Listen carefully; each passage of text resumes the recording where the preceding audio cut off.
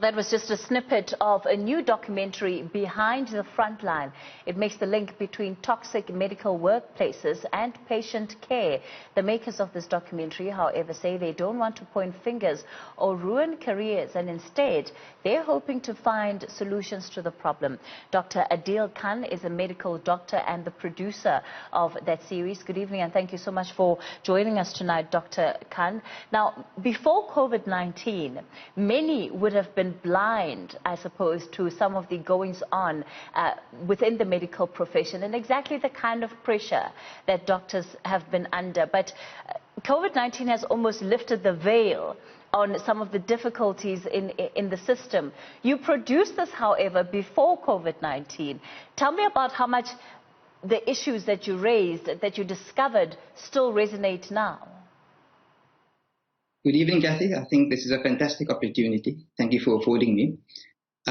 Yes, I think you're absolutely spot on. These issues are pervasive from preceding COVID. I started this project, as you mentioned. I'm a medical doctor. I started after my mandatory training at the end of 2017, so it's going on almost 3 years now. And the catalyst really was my own lived experiences with many of the issues that we uncover in the film, as well as many of my friends and colleagues who share similar experiences. And as you allude to, the issues are exactly the same still pervasive. And what COVID has done, it has shone the spotlight on these issues. And what the message that we make in the film is that preceding the COVID pandemic, there was a pandemic of sorts when it comes to the toxic workplace that medical professionals operate in. And yes, ultimately, the golden thread of the documentary is that we make the link between having a toxic, dysfunctional health workplace ultimately result into adverse patient care. Dr. Khan, what your documentary does, of course, and I want to place it in context, it adds to the conversation that has already started about the difficult working conditions of doctors, especially young doctors who are coming into the profession. Is there a generational shift in the way that this conversation is being had? Because for most of those who do speak out, there is that recognition that, you know, usually you're told to suck it up and live with it. We've been through this, so what makes you so special? Yeah, it's a good observation, and I can speak for myself as a young doctor, as a millennial doctor who has transitioned, I think, into the other side of, as I said, the medical time. And there is this culture of not coming forward with grievances, and if you do come forward with it, met with, as you say, well, we've all been through it. It's just the way things are. Things are not going to change. But I think my generation and the generations to come, you know, it is up to us to say it's time for change. It's time for transformation. It's time for us to start having these discussions. And frankly, openly, maturely, nuanced as they may be, now is the time for that conversation to start. What is the receptiveness to this conversation, especially given the fact that, and even in this documentary series, the sector remains largely male-dominated, so you have really entrenched patriarchal views, you have entrenched discrimination towards different genders, towards different races. So in order to really effect a change, it's a conversation that needs to also be had at the top. Yeah, and the point of this documentary, right from the outset, was to have that conversation. And so far, there's been an overwhelming amount of support. I've reached out to the majority of the medical schools around the country pre the premiere, and they've all been on board so far, overwhelmingly, and which is all good signs.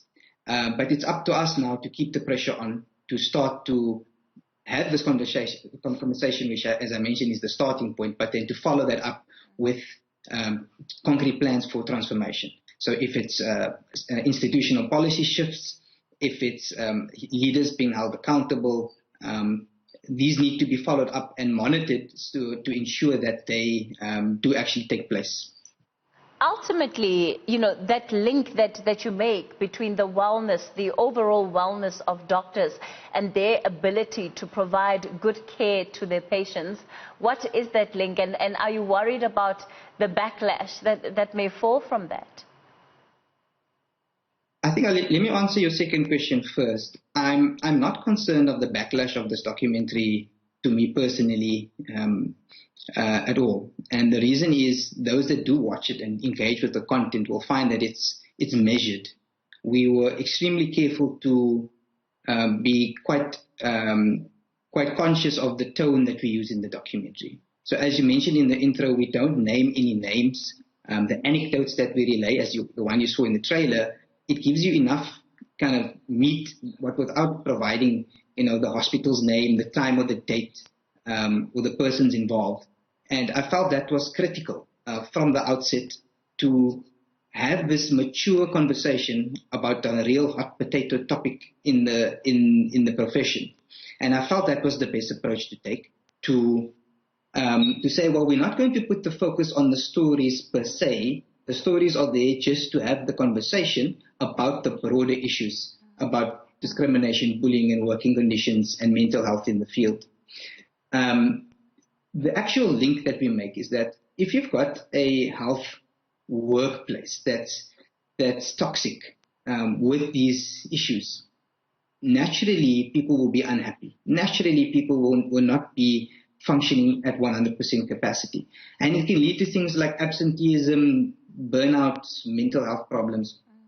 And what then that leads to is a dysfunctional health service, because now you have reduced quality of patient care and as well as increased waiting times, medical errors, and all of this overall could then affect the healthcare service delivery to the people of the country. And as such, that is why we have aimed the documentary not only at the medical community, but to the general public as well, because we believe that this is an issue of public health importance. And we make the point in the film that these issues can then be considered a social determinant of health.